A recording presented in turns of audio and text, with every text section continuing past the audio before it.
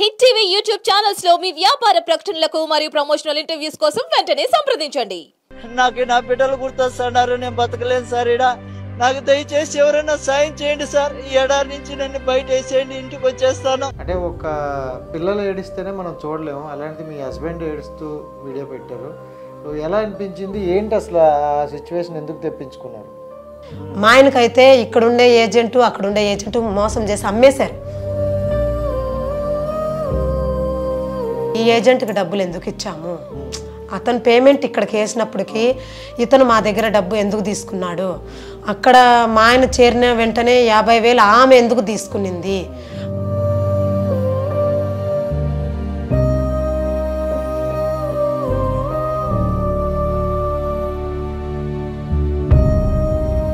రాడేమో అనే ఒక ఫీలింగు మాకైతే చాలాగా అనిపించింది. ఇతను ఏమన్నా చనిపోతాడేమో, మాకు దిక్కులేని వాడు చేసేస్తాడేమోనని మేము చాలా బాధపడి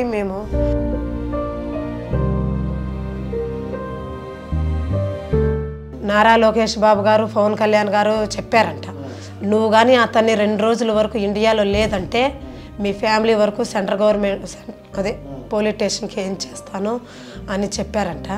అతను ఆ మాటలు విని ఆ వెంటనే టికెట్ వేసేసాడు. Hi viewers, welcome to TV. నేను మీ రాజేష్. సో ప్రతిసారిలో ఈసారి కూడా ఒక స్పెషల్ గెస్ట్ని అయితే తీసుకొని వచ్చేసా. సో రైట్, ఈ మధ్య కాలంలో కువైట్ నుండి ఒక వీడియో అయితే బాగా వైరల్ అవుతుంది. సో ఆ కువైట్ నుండి వచ్చిన శివ గారు అయితే మనతో పాటు ఉన్నారు. ఇప్పుడు ఇంటర్వ్యూ కూడా మనం చేసాం. అండ్ ఆ ఫ్యామిలీ అయితే మనతో ఉన్నారు. అసలు వెళ్ళే ముందు వాళ్ళ ఒక ఇంటర్వ్యూలో చూస్తే వాళ్ళ బాధ చాలా ఆవేదనగా చెప్పారు. ఇప్పుడు ఆయన వచ్చేసారు, ఆనందంలో మనతో పాటు ఒక ఇంటర్వ్యూ ఇద్దాం అనుకుంటారు. సో వాళ్ళు ఈ మధ్య గ్యాప్లో అసలు ఎలా ఈ పెయిన్ని అనుభవించారు, అసలు ఏంటి ఇదే కథ అనేది వాళ్ళ మాటల్లో తెలుసుకునే ప్రయత్నం అయితే చేద్దాం. ఓకేనా అమ్మ? నమస్కారం అమ్మా. నమస్కారం. బాగున్నారా? బాగున్నా. సో ఇప్పుడైతే వీళ్ళిద్దరు ఫేస్లో కొంచెం స్మైల్ అయితే కనిపిస్తుంది. నీ పేరేంటి? వనిత. వనిత. ఏ క్లాస్? 6th class. సూపర్. నీ పేరు? వెన్నెల. సో నాన్నగారు వచ్చేసారు, చాలా హ్యాపీగా ఉన్నట్టున్నారు. సో అంటే ఏంటి, నాన్నగారు వచ్చాక మాట్లాడారా మరి? ఏమన్నారు? సో వెళ్ళే ముందు మీకు చెప్పారా ఇలా మంచిగా మీకు వచ్చేటప్పుడు బొమ్మలు తెస్తా, మంచి గిఫ్ట్లు తెస్తా అని అన్నారా? చూసుకుంటే కొంచెం పెద్ద అమ్మాయి కాబట్టి నాన్నగారు ఇంత బాధలు పడుతున్నారు అని తెలిసింది. సో మీకు కూడా చెప్పారు అని. సో మీకు ఎలా అనిపించింది ఆ టైంలో? ఏమని చెప్పావు మరి? చదువుకున్నదా నువ్వు? నాన్న ఇలా ఉంటుంది అని ఏమని చెప్పారా? చెప్పానన్న, కానీ ఉండలేకపోయినాను. మా నాన్న చాలా బాగా అనిపించింది. మళ్ళా మా దగ్గర మాత్రం పేమెంట్ లేదు, కానీ మేము చెప్పాము. అయినా కూడా నేను ఉండలేనమ్మా, నా వల్ల కాదు, తట్టుకోలేను, వచ్చేస్తాను నాన్న, డబ్బులు లేదు, ఏం చేయమంటావు నాన్న అని చెప్పినాను. సర్లే అమ్మా, నువ్వు ఉండేది 2 రోజులే, మాతో మాట్లాడు అని చెప్పినాను నాన్న. చాలా బాధ అనిపించింది. సరే, ఇప్పుడైతే ఆడకండి, ఎందుకంటే నాన్నగారు మళ్ళీ తిరిగి వచ్చారు. బట్ ఆయన అయితే అనుకున్నారు మళ్ళీ నా పిల్లల్ని చూడనా అని అయితే అనుకున్నారు. అమ్మ మీరు చెప్పండి, అంటే మీతో పాటు పిల్లలకు కూడా కొన్ని చెప్పని విషయాలు అయితే మీతో చెప్పుకున్నారు. సో పరిస్థితి ఎలా ఉంది, నేను ఇక్కడ ఉండలేకపోతున్నాను అయితే వీడియో పెట్టారు. అంటే ఒక పిల్లలు ఏడిస్తేనే మనం చూడలేము, అలాంటిది మీ హస్బెండ్ ఏడుస్తూ వీడియో పెట్టారు. ఎలా అనిపించింది, ఏంటి అసలు ఆ సిచ్యువేషన్, ఎందుకు తెప్పించుకున్నారు? ఇక్కడి ఇంకా వెళ్ళినప్పుడు చాలా సంతోషంగా వెళ్ళాడు. మేము ఎయిర్పోర్ట్కి వస్తామంటే కూడా మిమ్మల్ని వదిలి వెళ్తున్నాను కదా, వద్దులే మళ్ళీ బాధపడతానన్నాడు. అతని మనసు ఎందుకు బాధ పెట్టాలని మేము ఎయిర్పోర్ట్కి కూడా వెళ్ళలేదు. ఇక్కడ బస్ స్టాండ్ వరకు వెళ్ళి బస్ ఎక్కించాం మేము. ఇక్కడి ఇంకనే హ్యాపీగా వెళ్ళాడు, ఇక్కడ ఇంకా హ్యాపీగా వెళ్ళాడు. అక్కడికి వెళ్ళాక ఒక 4 రోజులకి ఫోన్ చేశాడు. వెళ్ళిన వెంటనే ఫోన్ చేశాడు, ఇక్కడ నేను దిగాను, నేను బాగున్నాను అని చెప్పాడు. చెప్పాక మళ్ళీ 4 రోజుల తర్వాత అక్కడ ఏజెంట్ ఉంటుందంట, ఆమెతో మాట్లాడాడు. ఇక్కడ కష్టం ఎక్కువగా ఉంది, ఇక్కడ 2-3 ఉంటారని చెప్పారు. ఇక్కడ చెప్పిన పని వేరు, ఇక్కడ నన్ను తీసుకొని వచ్చింది పెట్టింది వేరు, చెప్పిన పని వేరు, ఇక్కడ చేస్తున్న పని వేరు అని చెప్పాడు అతను. మా ఆయన ఆమెతో చెప్పాడు. చెప్తే ఆమె సరేలే కొన్ని రోజులు అలాగే ఉంటుంది చూద్దాం అని అనిందంట ఆమె. ఇక మేము అలాగే అనుకున్నాం. ఇక్కడున్న ఏజెంట్ కూడా కొన్ని రోజులు అలాగే ఉంటుందమ్మా, ఎందుకంటే మీ ఫ్యామిలీతో ఉండి మీ బంధువులతో ఉండి మీ ఫ్యామిలీతో ఉండి వదిలి వెళ్ళాడు కదా, కొన్ని రోజులు అలాగే ఉంటుంది అన్నాము. మేము వినేసాం, అతను చెప్పిన మాట వినేసాం. ఇక సరేలేనని రోజు ఫోన్ చేసేవాడు, బాగున్నారా అనేవాడు. ఈ బాధనైతే మాకు చెప్పలేదు. ఫస్ట్తో ఒకరోజు ఇట్లాగా ఎడారిలో వేసేసాడని చెప్పాడు. కానీ ఇంకా చూద్దాంలే, ఇంకా మనం ఇట్లా అప్పులన్నీ చేసుకొని 6-7 లక్షల వరకు అప్పు చేసుకొని నేను వెళ్ళడానికి కూడా నువ్వు చాలా ఇబ్బంది పడి నన్ను ఇక్కడికి పంపించావు కదా, సరే చూద్దాంలే, కొన్ని రోజుల వరకు ఇలాగే ఉంటుందేమో, మళ్ళీ మారుతుందేమో అని అతను కూడా చెప్పాడు మాతో. చెప్పి మమ్మల్ని కొద్దిగా ఇది చేశాడు, కొద్దిగా బాధ అని చెప్పకుండా కొన్ని రోజుల వరకు మీరు లేని లోటు ఉన్నది కదా, ఇలాగే ఉంటుంది లేనని మమ్మల్ని కొద్దిగా ఓదార్చాడు అతను. ఓదార్చి పెట్టాడు. ఇక రోజుకి ఫోన్ చేసి నేను భోజనం చేస్తున్నాను, కూరకి ఏ మసాలా వేయాలి అలాగంతా అడిగేవాడు. నేను రోజు పనికి వెళ్ళేదాన్ని, ఇంటి దగ్గర ఉండేదాన్ని కాదు. అక్కడ ఇక్కడ మా ఆయన వెళ్ళాక నేను వెళ్ళేదాన్ని పనికి. మా ఆయన వెళ్ళిన రోజు, మా ఆయన ఫ్లైట్ ఎక్కిన రోజు నాకు ఒక్క నిమిషం కూడా ఇంట్లో ఉండాలనిపించలేదు. నాకు చాలా బాధ వేసేసింది.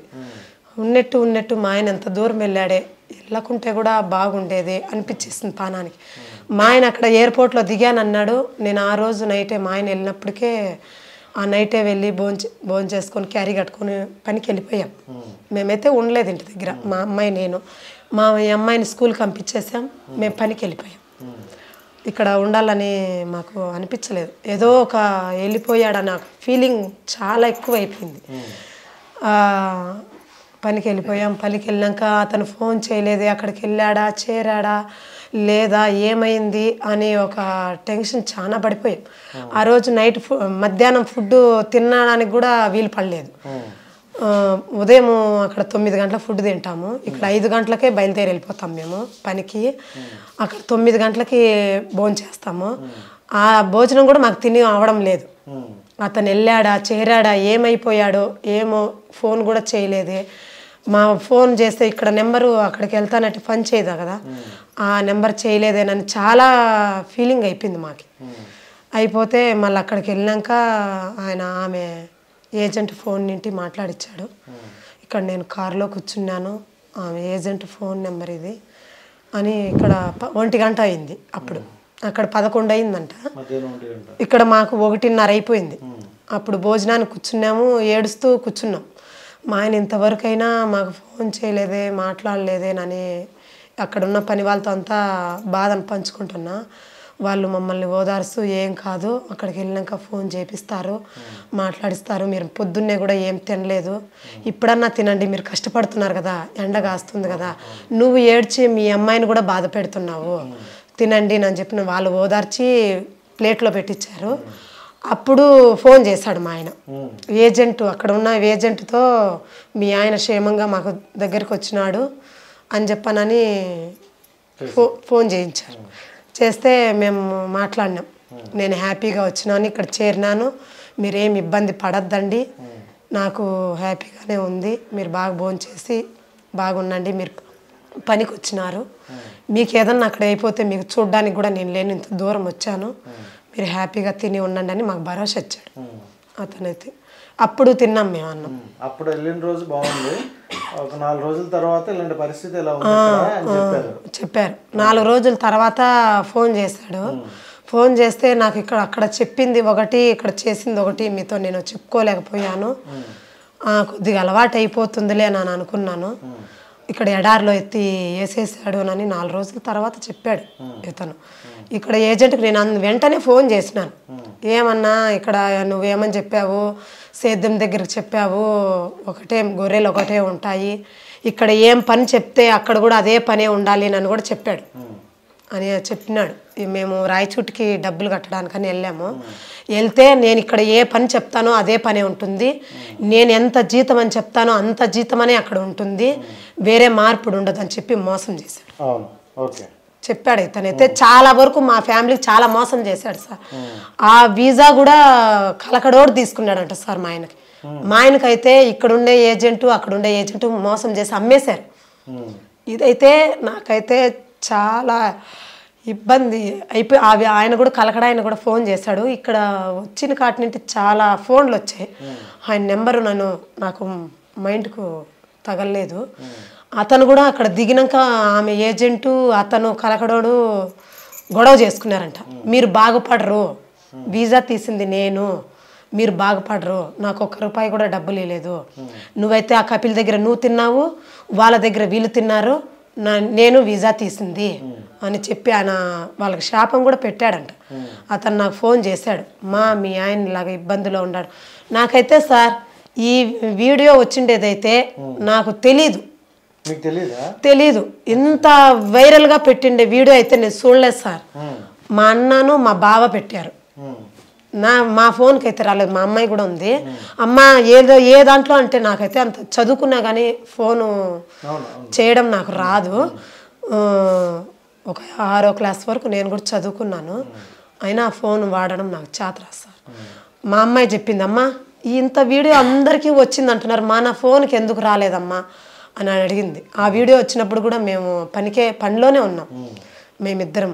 అప్పుడే అమ్మ ఈ సోషల్ మీడియాలోనూ ఇది ఫేస్బుక్లోనూ ఇలాగ పెట్టాడంట మా డాడీ, చూడమ్మా నన్ను కూడా చూపించాను, మన ఫోన్లో అయితే ఏ దాంట్లోనూ రాలేదమ్మా అని చెప్పింది. మళ్ళీ మా అన్న ఫోన్ చేశాడు. ఫోన్ చేసి ఏందమ్మా మీ ఇంటి ఆయన ఇంత ఘోరంగా పెట్టినాడు, మీరు చూడలేదానని. అప్పుడు కూడా మేము చూడలేదు. మా అన్నయ్య పెట్టినాక మేము చూసినాం. అంతవరకు మాకు తెలీదు. మా అన్నయ్య పంపించాడు, ఇక్కడే ఉన్నాడు మా అన్నయ్య. మా ఆయన హ్యాండిక్యాప్డ్, మా అన్నయ్య కాలు లేదు. ఆయన పెట్టినాకనే మేము ఆ వీడియో చూసాము. చూసిన వెంటనే మాకు అక్కడ పని చేయడానికి కూడా బుద్ధి పుట్టలేదు. అన్నం భోజనం కూడా చేయలేదు మేము. ఆ వీడియో చూసేసి మధ్యాహ్నం 11:30, 12 అయింది ఆ వీడియో మేము చూసేపాటికి. మాకు భోజనం కూడా చేయలేని బుద్ధి పుట్టలేదు. చాలా మాకు ఇదైపోయింది. అక్కడ పని చేయడానికి కూడా బుద్ధి పుట్టలేదు. ఇక మాకు ఇద్దరికే వెహికల్ రావాలి. మేము మదనపల్లి అవతలకి వెళ్ళిపోయాం సార్. మేము పనికి ఇక్కడెక్కడ కాదు, మదనపల్లికి అవతల పని చేసేయడానికి వెళ్ళిపోయాం. రోజు అక్కడికే వెళ్తాం మేము. వెళ్ళి వచ్చేస్తాం. ఉదయం 5 గంటలకు వెళ్తాము, సాయంత్రం 7, 7:30, 8 కూడా అయిపోతుంది ఇంటికి వచ్చే. అంటే చాలా మంది మనసులో అయితే కుదిపేసింది ఆ వీడియో. ఎందుకంటే ఒక వ్యక్తి ఏడ్చుకుంటూ ఒక వీడియో పెట్టారంటే అతను ఎంత బాధ కలిగితే తప్ప పెట్టరు. అండ్ పిల్లల కోసం మనం సంపాదిస్తామని వెళ్ళి అక్కడ అంత బాధ అనిపించకపోతే ఇంకా నేను వచ్చేస్తా, నేను చచ్చిపోతా ఇక్కడ ఉంటే అని ఒక వీడియో పెట్టినప్పుడు మేము చూసాక మా బాధ అనిపించింది. ఏంది ఇది ఇలా ఉందా, ఇండియాలో తీసుకెళ్తారు. మీకు ఎలా అనిపించింది ఆ చూసినట్టు వీడియో? మాకైతే ఈ భూమి మీద బతకాలని బుద్ధి పుట్టలేదు సార్. ఇక్కడ అమౌంట్ అడిగితే కూడా ఇప్పుడు మేము 6-7 లక్షల దాకా అప్పు చేసుకున్నాం. ఇక్కడ మేమున్నది అద్దింట్లోనే. మేము ఇల్లు కట్టుకోవాలంటే కూడా వీళ్ళు కూడా 50,000 వచ్చారు. సంవత్సరం అయింది సార్ మేము అతనికి వడ్డీ కూడా కట్టి. మేము పని చేసుకొని ఇంట్లో సంసారానికి, గ్రూప్ కట్టుకోవడానికి, ఇంటి అద్దె కట్టుకోవడానికి, కరెంటు బిల్లు కట్టుకోవడానికి ఇలాగే సరిపోయేది. మా ఆయన ఆ ఘోరం అంతా చూసి నేను ఇక్కడ ఉండదలుచుకోలేదు, మిమ్మల్ని బాధ పెట్టి నేను బాధ పెట్టి ఇక్కడ ఎలాగుండేదని అనే నిర్ణయంతోనే మేమిద్దరం మాట్లాడుకొని కువైట్కి వెళ్ళాలని మళ్ళీ ₹1,00,000 దానికి అప్పు చేయడం. దానికోసం కూడా మళ్ళీ అప్పు చేసాం. నేను వెళ్తాను, నేను కువైట్కి వెళ్ళి సంపాదిస్తాను, ఇక్కడ కూలి చేసింది మాకు ఇంట్లో తినడానికి, మా పాప చదువుకోవడానికి, ఇంటి అద్దె కట్టుకోవడానికి మాకు సరిపోతుంది. మేమిద్దరం పని చేసిన నెల వచ్చేవారికి మేము గ్రూప్ ఉన్నాం సార్. నేను గ్రూప్లో 10,000 కట్టాలి గ్రూప్కి. ఇక కరెంటు బిల్లు కట్టాలి, ఇంటి బాడిగ కట్టాలి, ఇలాంటివన్నీ చాలా వరకు ఉన్నాయని కూలి చేస్తే ఎంతవరకు జరుగుతుంది, అక్కడైతే భోజనం ఖర్చు అన్ని ఖర్చు సరిపోతాయి కదా అని ఆలోచించుకొని ఆయన కువైట్కి వెళ్తాననే నిర్ణయం తీసుకున్నాం ఇద్దరము.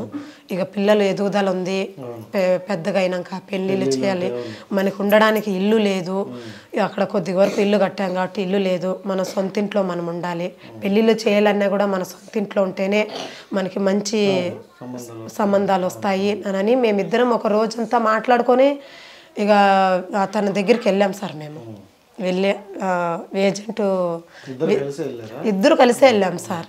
అతను కూడా అడిగాడు, ఇక్కడికి వెళ్ళినాక మీ పిల్లల్ని వదిలేసి వెళ్తారు, కష్టం కానీ నష్టం కానీ మీరు బరాయించుకొని మీరు అక్కడ ఉండి మీరు 2 ఏళ్ళు పని చేసుకొని వస్తే మీ కష్టాలు మీ బాధలు అన్నీ తీరిపోతాయని కూడా అతను కూడా చెప్పాడు మాతో.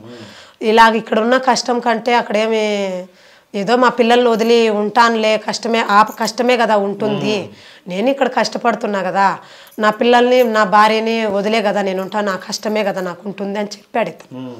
నేను చేయగలుగుతాను అని చెప్పే వెళ్ళాడు. వెళ్ళాక ఇక్కడ చెప్పింది ఒకటయ్యింది, అక్కడ జరిగింది ఒకటయ్యింది. అతను అక్కడ కూడా 3-4 ఉంటారని చెప్పారు సార్.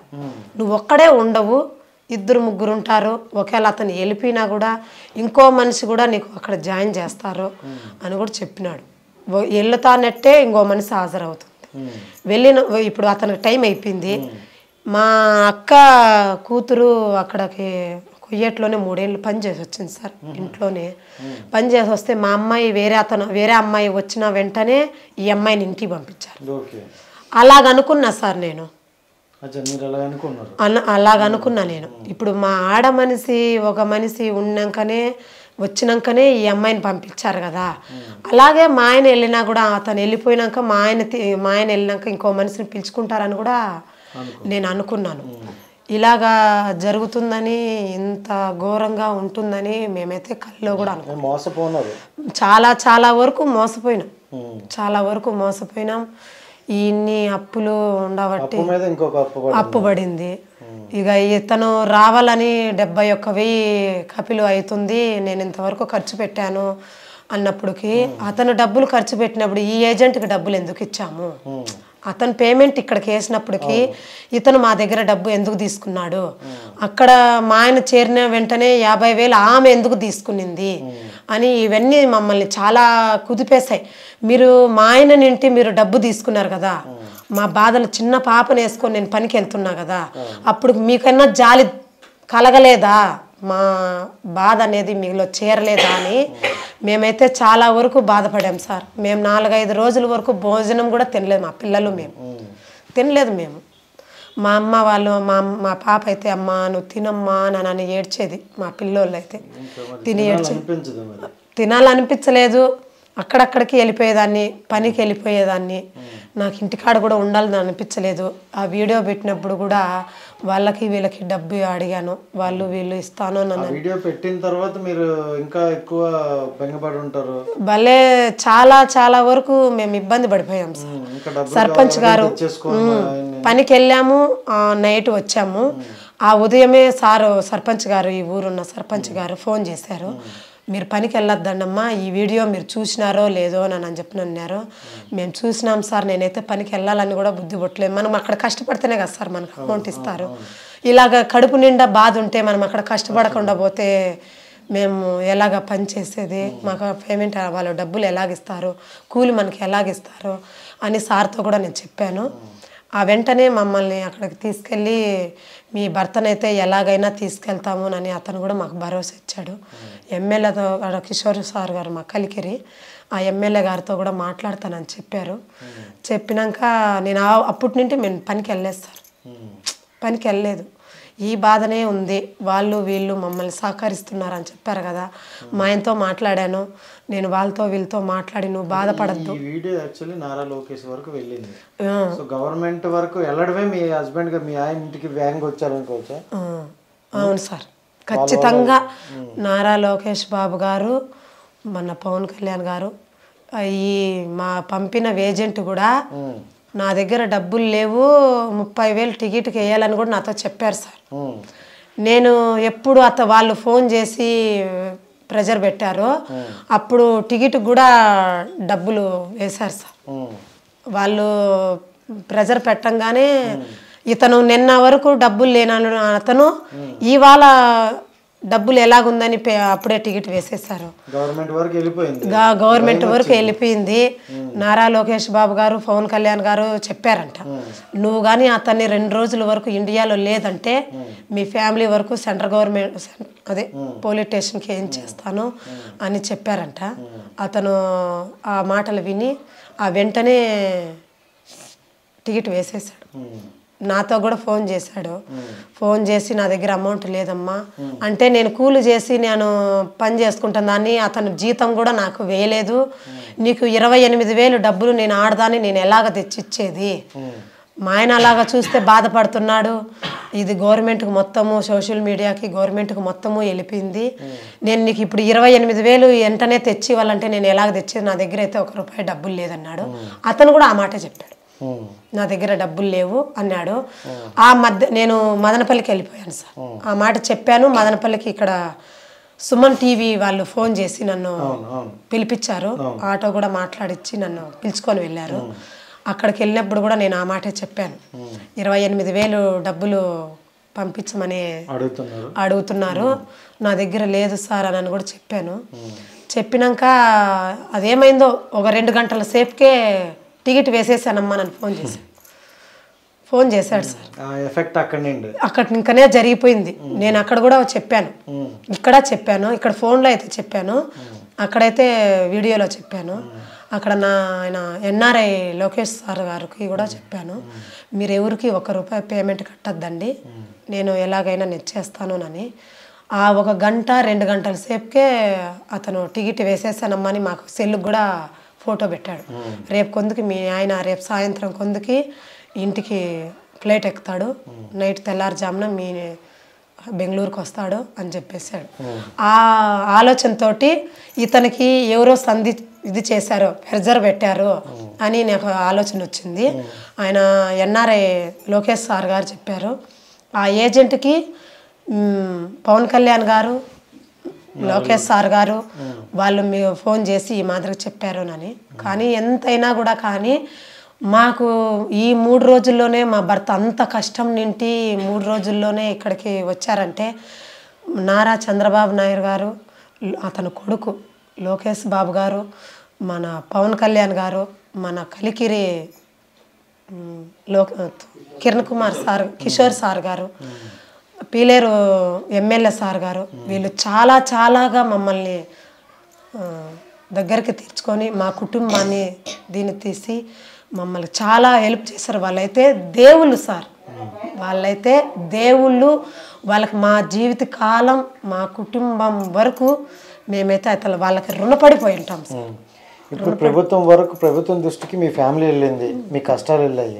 ఇప్పుడు వాళ్ళు వచ్చి మేము ఖచ్చితంగా 2-3 రోజుల్లో కలుసాలని కోరుకుంటున్నాం సార్. మీరేం ఆశిస్తారు ప్రభుత్వాన్ని, మీరేం కోరుకుంటారు? మేమైతే ఏం కోరుకుంటామంటే సార్, మేము ఇక్కడ ఇల్లు కట్టుకోవడానికి అప్పు 7 లక్షల వరకు కట్టుకున్నాము. అందులో మాకు మొత్తం కట్టండి అని మేము ఇవ్వము. అందులో సగమైన మా కష్టం తీర్చి మా పిల్లలకి చదువులు కొద్ది వరకు చేస్తే, మా ఆయనకి కొద్దిగా ఏదన్నా కానీ ఇక్కడ మా ఆయన చేతనైన పని, మా ఆయన కూడా చదువుకోలేదు, ఒక 5వ క్లాస్ వరకు చదివాడు, ఎక్కువగా చదువుకోలేదు. నేను ఒక 5వ క్లాస్ వరకు చదువుకున్నాను. మా ఆయనకి ఏదన్నా ఒక సింపుల్గా అయినా వాళ్ళ మనస్ఫూర్తిగా ఒక ఏదైనా జాబ్ కొద్దిగా ఇప్పించిస్తే మాకు అంతకంటే మాకు ఇంకేది వద్దు సార్, మాకు అంతవరకు చాలు. నువ్వు ఎంతవరకు చదువుకున్నావు? ఆపేసావంట కదా? ఆయన కూడా తర్వాత ఈ ఫ్యామిలీ ఇష్యూ వల్ల ఆపేసావా? చదువుకోవాలని లేదా? చదువుకుంటావు. మరి ఇప్పుడు ఎవరైనా చదివిపిస్తే చదువుతావు. సో ఒకసారి అయితే గవర్నమెంట్కి అయితే మనం అడుగుతాం, అంటే మనకు తెలిసినంత వరకు కొంతమంది ఉన్నారు, వాళ్ళకి కూడా ఒకసారి పంపిస్తా. నువ్వైతే చదువుకోవాలి మరి, ఎందుకంటే ఈ ఏజ్లో వాళ్ళు పనికి వెళ్ళిపోయి తర్వాత వాళ్ళకి మళ్ళీ ఏజ్ అంటూ రాదు. ఇప్పుడు మీ ఆయన అన్నారు మ్యాప్ పెట్టడానికి నాకు చదువు రాదండి అన్నాడు. ఇలాంటి ఏదో ఎన్నో అవసరాలు ఉంటాయి చదువుకుంటే. సో పిల్లలు అయితే చదువుకుంటే కొంచెం మంచిదని అనుకుంటాను. అండ్ మీరైతే గవర్నమెంట్ నుండి అయితే ఇదే ఆశిస్తారు, అంటే ఇది చెప్దామని అనుకుంటారు. మేము ఇదే కోరుకుంటున్నాం సార్. ఇప్పుడు మేము కూలి చేసి 6-7 లక్షలు కట్టాలంటే కూడా కట్టలేము, ఇంకా పిల్లల చదువు ఇంటికి అయితే ఇల్లు కూడా పూర్తి అవ్వలేదు సార్. మాది గోడల వరకే ఉన్నాయి, ఇల్లు కూడా పూర్తి కాలేదు. మాకు ముందు సంవత్సరం మాకు ఇంతకుముందు ఇల్లు కూడా లేదు. జగన్ ప్రభుత్వం వచ్చి మాకు ఆయన సార్ గారే మాకు దగ్గరుండి ఇల్లు లేదు, పేదవాళ్ళు కూలి చేసుకొని బతుకుతున్నారు, 2 ఆడపిల్లలు ఉన్నారు అనే దీంతోనే మాకు ఇల్లు దగ్గరుండి తీయించారు. ఆయన పేరు సీనా సార్ గారు. ఆయనే మాకు ఇంతకుముందు ఆయన వార్డ్ నెంబర్గా పనిచేశారు. మా పరిస్థితి చూసి 2 ఆడపిల్లలు వేసుకున్నారు, ఎన్ని రోజులని ఇంటికి కిరాయికుంటారు అని దగ్గరుండి మాకు ఇల్లు తీయించారు ఆ సార్ గారు. ఇక ఇప్పుడు ఆ ఇల్లు కట్టుకోవడానికనే ఇల్లు కూలిపోతుందని వాళ్ళు వీళ్ళు మాటలు విని ఇల్లు పోతుందనే ఒక దీంతోనే మేము కట్టేసాం. ఇప్పుడు మీకు మొత్తం ఎంత అప్పు ఉందమ్మా? సార్ మాకు 6 లక్షల వరకు మేము ఇల్లు మీద అప్పు చేసాం. ఇంటి మీద ఇప్పుడు మొన్న అతను ఇల్లు వచ్చిందానికి కలిపి ఒక 6 లక్షలు ఉంటుంది. ఆయన వెళ్ళిన దానికి 1 లక్ష రూపాయలు అప్పు చేసాం సార్. మేము ఇల్లు మీద 6 లక్షల వరకు అప్పు చేసాం. 5 చేసాము, 1 లక్ష రూపాయల దాకా దానికి వడ్డీ అయిపోయింది సార్. అది 5 లక్షల వరకే చేసాము. 1 లక్ష రూపాయల దాకా 5 లక్షలకిను 1 లక్ష రూపాయల దాకా వడ్డీ అయిపోయింది. ఇక ఇతను వెళ్ళిన దానికి అప్పు చేసాం. సో వెళ్తే మనకి ఏదో వస్తుందని ఆశించాం, బట్ వెళ్ళి మనం మనిషి వస్తాడా లేదా అనే వరకు తెచ్చుకున్నాం అనమాట. సో జాగ్రత్తగా అయితే వచ్చారు కాబట్టి మనకి ఇప్పుడైతే మనం కష్టపడుకుని ఇక్కడ సంపాదించుకోవచ్చు. అండ్ నేను కూడా మీ ఫోన్పే నెంబర్ అవి వాళ్ళ కింద ఇస్తాను. So PhonePe number, account number తీసుకొని ఇస్తాను. సో వాళ్ళు కూడా ఎవరైనా హెల్ప్ చేయాలంటే చేస్తారు. సో పిల్లల్ని అయితే మ్యాక్సిమం చదివిస్తాం, ఎందుకంటే వాళ్ళు చిన్న పిల్లలు ఈరోజు చదువుకుంటేనే వాళ్ళకంటూ మంచి లైఫ్ వస్తుంది, మంచిగా ఉంటారు. ఇప్పుడు మీ ఇద్దరు అంటే ఏదైనా బిజినెస్ చేద్దాం అనుకుంటారా? మీ హస్బెండ్ అండ్ వైఫ్ మళ్ళీ కూలికి వెళ్దాం అనుకుంటారా? సార్ అది గవర్నమెంట్ నుంచి అడిగాము, మేము ఆశించాము. వాళ్ళు నువ్వు కూడా కూలికి వెళ్ళొద్దమ్మా, నువ్వు కూడా ఏదో పని చేసుకుంటే నాకు సంతోషమే సార్, నేను ఏ పనైనా చేయగలుగుతాను, నాకు అదే సంతోషమే. నువ్వు కూడా కూలికి వెళ్ళొద్దు, పనికి వెళ్ళొద్దు, నీకు ఏదో ఒకటి, నీకు ఆడ మనిషి కాబట్టి నీకు ఏదో ఒక పని ఇప్పిస్తాము అంటే నాకు చాలా సంతోషం. అదమ్మా, ఫస్ట్ మీకు స్టార్టింగ్లో మీ హస్బెండ్ గారు ఇలా చెప్పేటప్పుడు భయం వేసిందా? ఇతను అటు వెళ్ళిపోయారు, ఎంత బాధపడతారు, మళ్ళీ వస్తారో? స్టార్టింగ్ లో మాకు చెప్పలేదు సార్. 4 రోజుల కిందట నాకు ఎడారిలో వేసారన్నారే గాని ఇక్కడ భోజనం లేదు, తిండి లేదు, ఇతను ఇలాగ చేస్తున్నాడని చెప్పలేదు. అక్కడ బాధపడతారని మేము భోజనం చేయకుండా తినకుండా ఉండిపోతాము, అక్కడ కూడా వాళ్ళు ఇంట్లో జరగడానికి పనికి వెళ్తున్నారు అనే ఒక మనసు ఫీలింగ్ లో ఇతను ఏం మాకు చెప్పలేదు. ఏమంటే ఈ పిల్లలు అంటే చాలా ఇష్టం సార్. మా ఆయన మాకు పెళ్ళి 18 ఏళ్ళైంది, ఇంతవరకు కూడా మేము ఎప్పుడన్నా కానీ మా కుటుంబం ఒక గొడవ అయినా కూడా మేమెవరు భోజనం చేయకపోతే కూడా అతను ఉండలేడు సార్. మేము అప్పుడు ఇప్పుడు వరకు గొడవ పడుకున్నా కూడా ఆ కొంచెంసేపుకే మేము భోజనం చేయాలి. మమ్మల్ని అందరినీ మా పిల్లల్ని నన్ను భోజనం చేయకపోయినా కూడా ఒప్పుకునేవాడు కాదు. ఆ వెంటనే మేమందరము భోజనం చేయాలి. అతనైనా బియ్యం పెట్టి మేము తినకుండా గొడవ పడినప్పుడు తినకుండా మేము అలాగే ఉండిపోతే అతనైనా బియ్యం పెట్టి అన్నం వండి మాకు పెట్టేవాడు, అలాగా చేసేవాడు. అంత ఇష్టం ఉండి ఇతను మాకు ఏమీ చెప్పకుండా ఉండిపోయాడు సార్. లేకపోతే ఇంత బాధ అనేది మాలో చెప్పి ఉండింటే మేము వీటి వరకు తెచ్చిండే వాళ్ళం కాదు. అయినా ఇక్కడ అప్పు కూడా ఎవరు ఇచ్చేవాళ్ళు లేరు సార్. ఇంత అప్పు చేశాం కదా, చేసేసేవారు. ఇక ఏదో ఇలాగని చెప్పింటే సర్పంచ్ సార్ దగ్గర అయినా కాళ్ళైనా పట్టుకొని ఏదో వీళ్ళని చందా అయినా చేసుకొని నేను తీసుకొని వచ్చేవాడిని. కానీ ఇంత మేము డబ్బు కట్టినా కూడా అతను పంపించడనే విషయం కూడా చెప్పాడు ఇతను. నేను ఈ 3 రోజులు ఈ వీడియో పెట్టక ముందు ఆయనకు ఫోన్ చేసి మాట్లాడమన్నాను. మీ ఆయన డబ్బులు కట్టినా కూడా అతను పంపించడు, అక్కడ ఎవరు మనిషి లేడని కూడా చెప్పింది ఆమె. డబ్బులు కట్టినా కూడా 70,000 అంటున్నారు, 1,50,000 కట్టాలి మీరు. అతను రావాలంటే 1,50,000 కట్టాలి. ఆ డబ్బులు కట్టినా కూడా పంపిస్తాడు అనే నమ్మకం అయితే లేదు అని అన్నాడు. ఈ వీడియో పెట్టి ఎప్పుడు ఇది చేశాడో, ఇది ప్రభుత్వానికి ఎప్పుడు అందిందో ఇది ఇలాగ సాధ్యపడింది. కానీ మా నుంచి అయితే కూడా సాధ్యపడిండదు సార్. మేము కూలి చేసుకునేవారు ఇంతవరకు ఎలాగ చేయగలిగాం. ఇది ఎప్పుడు నారా లోకేష్ బాబు గారికి ఎప్పుడు అందిందో ఇది తొందరగా అయిపోయి వచ్చేస్తాడు. కానీ లేకపోతే మేము ఏం చేసిండలేం. ఆ పెట్టిన ఒక రోజులోనే బాగా వైరల్ అయిపోయింది, అందరి వరకు కూడా వెళ్ళిపోయింది, అయిపోయింది, మీడియా వాళ్ళ వరకు కూడా వచ్చేసింది. అందుకే ఫాస్ట్ గా తీసుకురాకపోతే చాలా ఇష్యూ అవుతుంది అనేసి ముందే జరిగిపోయింది. ఇది ఇలాగా జరిగిపోయే కారణం కూడా వాళ్ళు స్పందించడానికి ఇది మొత్తం వీడియో అనేది వాళ్ళకి అందింది కాబట్టి ఈ మీడియా వాళ్ళు ప్రభుత్వం నుండి మంచి కోఆపరేషన్ అయితే ఉండేది, ఎందుకంటే అంత ఫాస్ట్ గా రియాక్ట్ అనేది అయ్యారు. అంతే ఇంకా ఇక్కడ వరకు అయితే ఎవరికి చేసిండ్రు అనుకుంటా సార్. 3 రోజులు మా ఆయన మేము ఇక్కడ ఇంకా అదే సుమన్ టీవీకి వెళ్తున్నాం సార్ మేము. అక్కడ ఏదో కొద్దిగా ఆయన లోకేష్ సార్ గారు, ఎన్ఆర్ఐ లోకేష్ సార్ గారు ఏదో మీ ఖర్చులకి పేమెంట్ ఇస్తారు, మీరు రాండి నని సర్పంచ్ సార్ గారు చెప్పాడు. వాళ్ళు ఫోన్ చేసి చెప్పారు మీరు వెళ్ళండి నని. అప్పుడు కూడా చెప్పాడు సార్ ఫోన్ చేసి, మేము వెళ్తుండగా ఫోన్ చేసి చెప్పాడు, ఇది నేను ఇక్కడ వచ్చినాను, ఇక్కడ 2-3 నెలల నుండి ఉన్నారు, మీకు నన్ను ఇక్కడ 2-3 నెలల నుండి కూడా నేను 2-3 నెలలు అయినా అయిపోతే కూడా నేను వస్తానో రానో కూడా డౌటే నాకుంది అని ఫోన్ చేసి చెప్పారు సార్ మా ఆయన. ఈయన అక్కడికి వెళ్ళిపోయాడు, అక్కడ ఆఫీస్ ఉంది కదా, ఆఫీస్ లో ఉన్న వాళ్ళనందరినీ చూసి నేనైతే ఈయనకు భరోసా ఇచ్చాను, నువ్వు అక్కడ ఆఫీస్ వాళ్ళ మాటలంతా వదిలేయి, ఇది నారా చంద్రబాబు నాయుడు కొడుకు లోకేష్ సార్ దగ్గరికి, పవన్ కళ్యాణ్ దగ్గరికి, ఎమ్మెల్యే వాళ్ళ దగ్గరికి, అందరి దగ్గరికి వెళ్ళిపోయింది, నిన్ను మటుకు 1 రోజు 2 రోజుల్లోనే నిన్ను తీసుకొని వచ్చేసే ఇది చేస్తారు, నువ్వు భయపడద్దని కూడా భరోసా ఇచ్చాను సార్, అతనికి ఇచ్చాను. నీది అక్కడ వాళ్ళ మాదిరి కాదు, నీది వేరేగా జరిగింది, నీ వీడియో అనేది చాలా మందికి వెళ్ళిపోయింది, వాళ్ళ గురించి నువ్వు వాళ్ళని చూసి నువ్వు భయపడద్దు అని నేను ఇతనికి ధైర్యం చెప్పాను. ఫోన్లో వెళ్ళేటప్పుడే చెప్పాను, కావాలంటే కూడా అడగండి. అదే చెప్పారు ఇందాక. నువ్వు అంటే డాడీ గారు వచ్చేసారు ఇంటికి, సో ప్రభుత్వం మంచిగా స్పందించింది, వాళ్ళకి ఏం చెప్తావు ప్రభుత్వానికి? థ్యాంక్స్ చెప్తాను సార్, మా నాన్న తొందరగా ఇంటికి పిలిపించారు కాబట్టి అందరికీ మా సోషల్ మీడియా పెట్టినందుకు ఎవరెవరు మాకు హెల్ప్ చేశారో వాళ్ళందరికీ థ్యాంక్స్ సార్. అందరూ షేర్లు చేశారు చాలా మంది వరకు. ఇప్పుడు అతని వరకు వెళ్ళాలంటే వీళ్ళందరూ పంపించడం వరకే వెళ్ళింది, నిజంగా అదైతే కరెక్ట్. ఇప్పుడు మనలాంటి వాళ్ళు చూసి వీడియో వదిలేకుండా అది ఇంకొకరికి షేర్ చేయడం లేకపోతే ఇంకొకరు పంపించడం జరిగింది. ఆ దేవుడు అనేవారే వాళ్ళలోకి పంపించి ఆ మహాన్ భావుడికి చేరదీశారు సార్. లోకేష్ సార్ గారికి వీళ్ళే ఆ మహాన్ భావుడికి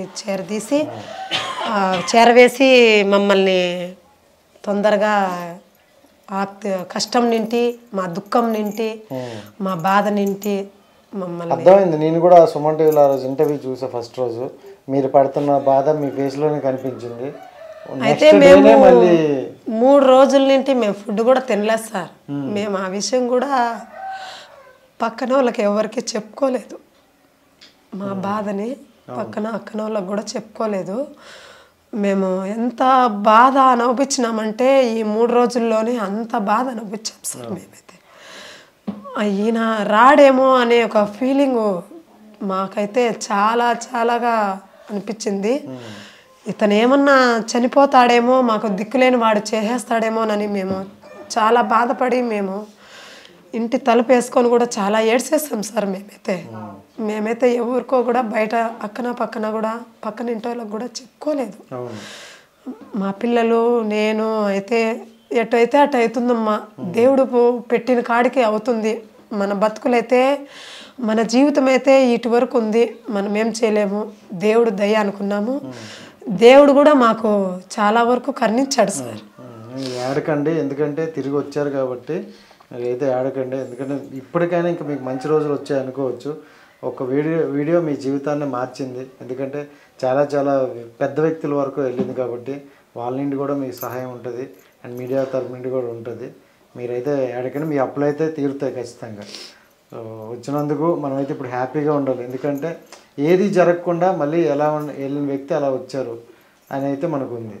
అంటే మా ఆయన కూడా అక్కడికి వెళ్ళినప్పుడు బాగా లావుగా సైజు బాగున్నాడు సార్. 1 నెల రోజులకే ఈ మనిషి చాలా ఘోరంగా అయిపోయింది. ఇంకా చాలా మేము ఎయిర్పోర్ట్లో అయితే మేము చూడలేకపోయాం.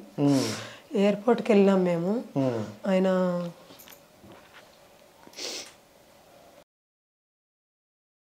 సరే అడగండి. ఆయన లోకేష్ సార్ గారు, ఎన్ఐఆర్ లోకేష్ సార్ గారే కార్లో తీసుకెళ్ళి మాకు సాయం చేశారు. అక్కడ ఎయిర్పోర్ట్లోనే చూసి మేము చాలా బాధ పడిపోయాం సార్. ఎలాగుండే మనిషి ఎలాగ ఎక్కడైనా ఏదో ఒకటి ఒక పూట పస్తుండే 2 పూట్ల భోజనం చేసి కూడా మన బాధపడిండొచ్చు అనే ఒక ఆవేదన అనేది చాలా పొంగిపోయింది సార్ మాకైతే. అతను చూసేపాటికి ఫోన్లో వీడియో చేసినప్పుడు బాగానే కనిపించేవాడు, ఎదురుగా డైరెక్టర్గా మనిషిని చూసేపాటికి మేము మా పిల్లలకి మాకు దుఃఖం అనేది ఆగలేదు. సో 1-2 నెలలకి అతని పరిస్థితి అలా ఉందంటే ఒక సంవత్సరం పాటు ఉంటే, సంవత్సరం ఎందుకు సార్, ఒక 5-6 రోజుల్లోనే అతను మాకు కనిపించేవాడు కాదు. అతని మైండ్ సెట్ కూడా అలాగనే మారిపోయింది. మేము ఆ వీడియో చూసిన వెంటనే ఏం చేయాలో, ఎవరిని అడగాలో, ఏది చేయాలో నాకు అంత పెద్దగా తెలియదు సార్. నేను ఏదన్నా మాకు కావాలన్నా మాట్లాడాలంటే మా ఆయనే వెళ్ళి మాట్లాడి చేసేవాడు. మాకు ఇల్లు రావాలని కూడా ఎక్కువగా మా ఆయనే తిరిగాడు. మాకు ఆధార్ కార్డులు, బియ్యం కార్డులు ఏవైనా కూడా కానీ, పిల్లల సమస్యలు కానీ ఏదైనా కూడా కానీ మా ఆయనే వెళ్ళి మాట్లాడి చేసేవాడు. అలాంటిది మేము ఎక్కువగా ప్రజల్లో అయితే మేమైతే ఎక్కువగా తిరగలేదు. ఎవరిని పట్టుకుంటే ఈ పని జరుగుతుందని కూడా మాకు తెలియలేకపోయింది. ఇక వెంటనే మేము ఈ ఊరు సర్పంచ్ సార్ దగ్గరికి, వాళ్ళందరూ ఇప్పుడు ఊర్లో సర్పంచ్ అవ్వచ్చు, మెంబర్ గారు అవ్వచ్చు, వీళ్ళందరూ వచ్చి మీకు సపోర్ట్ చేశారు. ఆ వీడియో మీ వరకు రావడానికి వాళ్ళే ముందు చూసి సపోర్ట్ చేశారు. సో నిజంగా అయితే మీ హస్బెండ్ అయితే మీ ఇంటికి వచ్చారు, పిల్లలు అయితే అనాథలు కాకుండా అయితే కాపాడుకున్నారు దేవుడు. So thank you so much. And నేనైతే వాళ్ళకి చెప్తున్నా, వీళ్ళ PhonePe number and Google pay number and account number అయితే ఇస్తా. సో వీళ్ళ పరిస్థితి అయితే చూశారు కదా. సో అతను వెళ్ళడానికి వీళ్ళు ఉండడానికి ఇల్లుకి ఒక 6 lakhs వరకు అయితే ఖర్చు పెట్టుకున్నారు. ఇప్పుడు ఈ 6 lakhs వీళ్ళు కష్టపడే తీర్చుకోవాలి. సో మనంతో సాయంగా మనం మీలో ఎవరైనా చేయాలనుకుంటే వాళ్ళ ఫోన్పే గూగుల్ పే నెంబర్ ఇస్తున్నాం, వాళ్ళకి కాల్ చేసి మీకు కరెక్ట్ అనిపించినప్పుడు మీరు హెల్ప్ చేయండి. ఎంత చేసినా పర్లేదు, మీకు తగినంత వేస్తే వాళ్ళు కొంచెం ఈ బాధల్లో నుండి బయటకు వచ్చే ప్రయత్నం అయితే ఉంటుంది. సో అంతవరకు సైనింగ్ ఆఫ్ మీ Rajesh. Bye bye. Hit TV app ని డౌన్లోడ్ చేసుకోండి. ఇందులో short news, live news, entertainment movies అన్ని అవైలబుల్ గా ఉన్నాయి. Please download hit TV app. Hit TV app ని ఫ్రీగా డౌన్లోడ్ చేసుకోండి.